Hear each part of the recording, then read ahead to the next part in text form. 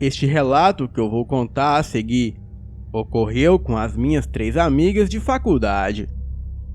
Bem, vou chamá-las aqui de Ana, Vitória e Carolina. Eu acredito na veracidade desse relato, pois nós somos melhores amigas e não escondemos nada uma da outra. Me lembro que tudo ocorreu no ano de 2018, no nosso primeiro ano de faculdade. Nas férias de julho, decidimos viajar nós 4, como era de costume. Essa viagem iria me ajudar muito, pois eu havia acabado de terminar o namoro com um rapaz que eu amava. Mas na véspera da viagem, ele me procurou e então reatamos o namoro.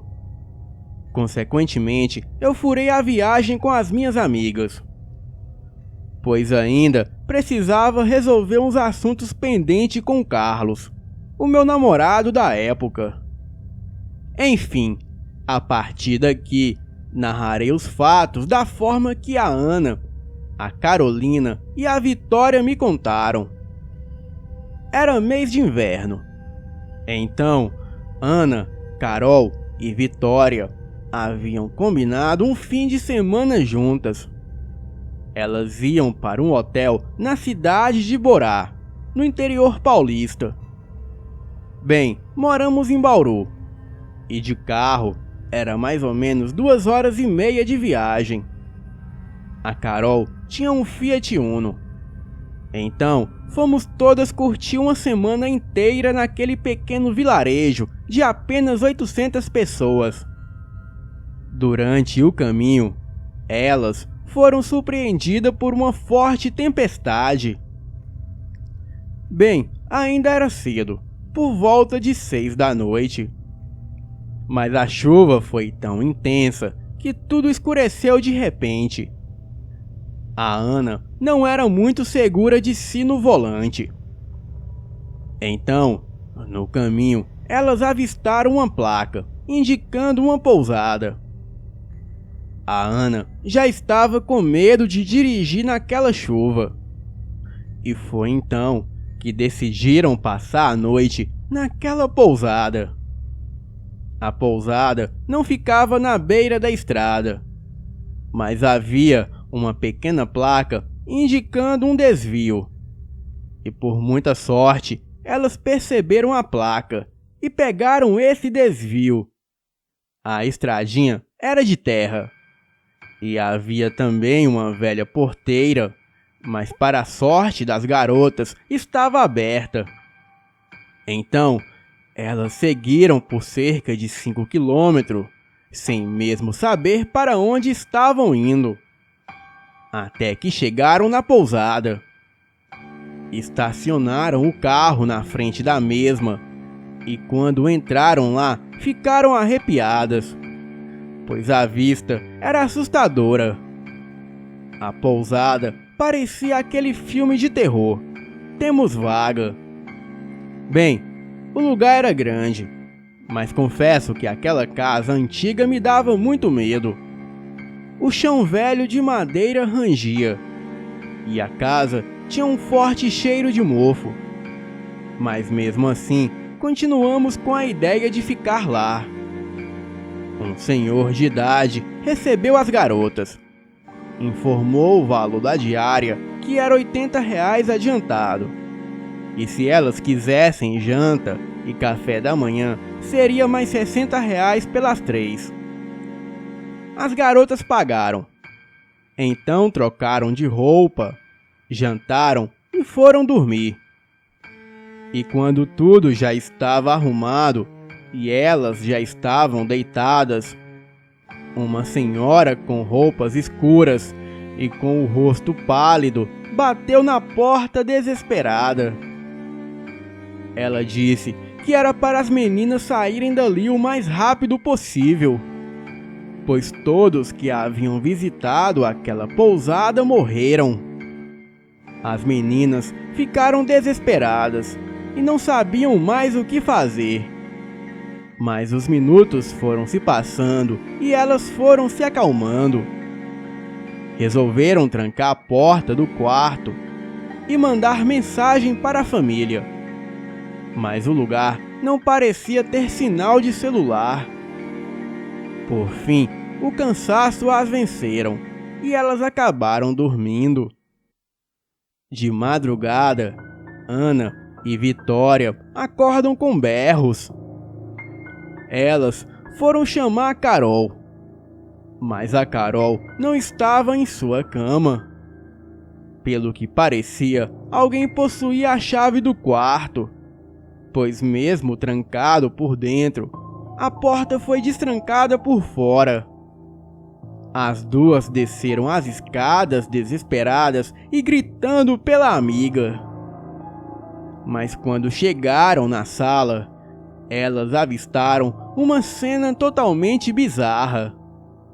Carol estava lutando com uma criatura negra e peluda. A criatura exalava um forte cheiro de podridão. E ao mesmo tempo que a coisa parecia um homem, aquilo parecia um cachorro.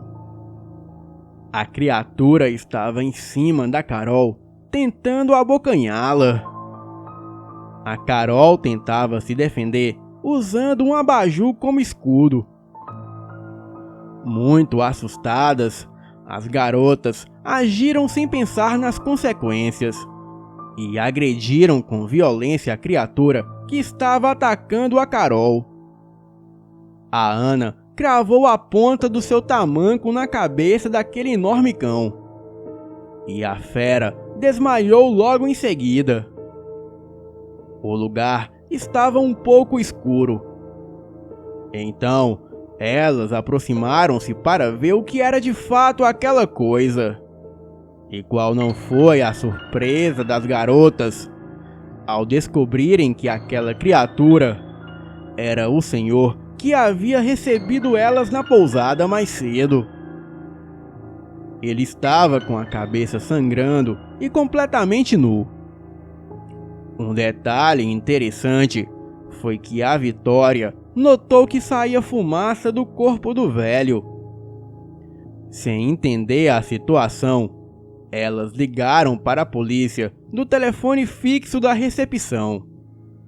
E quando o senhor acordou, ele não lembrava de absolutamente nada. As garotas contaram sobre a velha e sobre o senhor que minutos atrás estava transformado em uma criatura bestial. Os policiais não localizaram a tal velha e atribuíram o fato do senhor estar transformado em monstro à histeria coletiva que as garotas sofreram por causa do pânico. Os policiais conversaram com ele e explicaram a situação. Porém, ele negou tudo. E logo em seguida, ele caiu aos prantos em um choro constante. Ele falou que tinha problemas, mas que já havia ido ao médico para se tratar. Mas que com o tempo ele acabou desistindo. Naquela noite, o senhor que se chamava Horácio passou a noite na cadeia. Ana e Vitória levaram Carol para o hospital. E no dia seguinte, quando elas já estavam em casa, a polícia ligou dizendo que eles encaminharam seu Horácio para ser internado em uma clínica para pessoas que sofrem de Alzheimer. E disseram também que não localizaram a tal velha que elas viram aquela noite. Bem, as minhas amigas juram de pé junto que o que elas viram naquela noite era de fato um lobisomem. Mas a velha, elas não fazem ideia de quem seja. A minha mãe, que é espírita, disse que a velha era um espírito de luz que alertou as garotas dos perigos daquele lugar. E por mais que ela falasse que ninguém sairia vivo dali, a polícia não teve pista alguma de pessoas mortas naquele lugar. Mas talvez em um passado distante, Aquele lugar pode ter sido palco de muitas mortes. E aquele velho, o último descendente da família de lobisomem. Boa noite.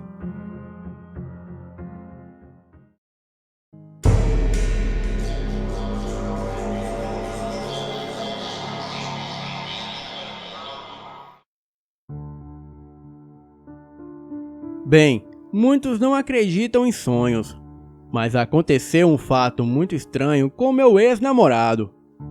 E o que vou lhes contar a seguir é a pura verdade. Bem, conheci o Arthur no ano de 1990 e éramos bons amigos, sendo que eu e ele tínhamos muitas coisas em comum. Gostávamos das mesmas músicas e livros e sempre nos demos muito bem. Até que no ano de 1995 começamos a namorar. Ele era espírita e adorava ler. E eu ficava ouvindo as histórias dos livros que ele gostava. Passávamos a maior parte do tempo conversando sobre esses assuntos relacionados ao espiritismo. Estudávamos na mesma escola, porém em salas diferentes. Então, era rotina nos vermos todos os dias e embarcarmos em longas conversas. Mas um dia aconteceu um fato muito estranho. Ele chegou no colégio muito calado. E como ele estava muito estranho aquele dia, eu logo perguntei o que havia acontecido. Perguntei a ele se ele queria conversar. Então ele me contou que havia tido um sonho estranho. Daí eu logo pedi que ele me contasse o sonho. Bem, isso foi em dezembro de 1996. Ele me contou que havia sonhado que estávamos em frente a um rio enorme e havia muito barro e lama na água. Entramos nele, mas somente um de nós atravessou. Perguntei a ele quem tinha atravessado o rio e ele disse que era eu.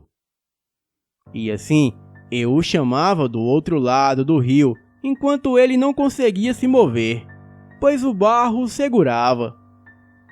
E em seguida, ele acordou sentindo falta de ar. Bem, eu não dei importância para aquilo. Os dias se passaram e no dia 3 de fevereiro de 1997, ele foi convidado pelos amigos para uma pescaria. Então, lá foram eles. E no total, haviam 8 pessoas. Na região que eles foram, havia chovido muito, sendo que o rio estava cheio e havia muita lama, pois eram escavações. E foi quando seus amigos atravessaram o rio e em seguida o chamaram. Porém, ele não conseguiu prosseguir, pois caiu em uma das escavações e não conseguia sair, falecendo no local. No momento do acidente, eu estava em casa. E como eu gostava de desenhar, eu estava fazendo alguns desenhos. E quando de repente, os aparelhos de televisão da minha casa começaram a ligar e desligar sozinho. Era por volta de 1h15 da tarde. No mesmo dia, eu recebi a notícia da sua morte por um amigo meu. Exatamente da mesma forma como ele descreveu em seu sonho. Boa noite.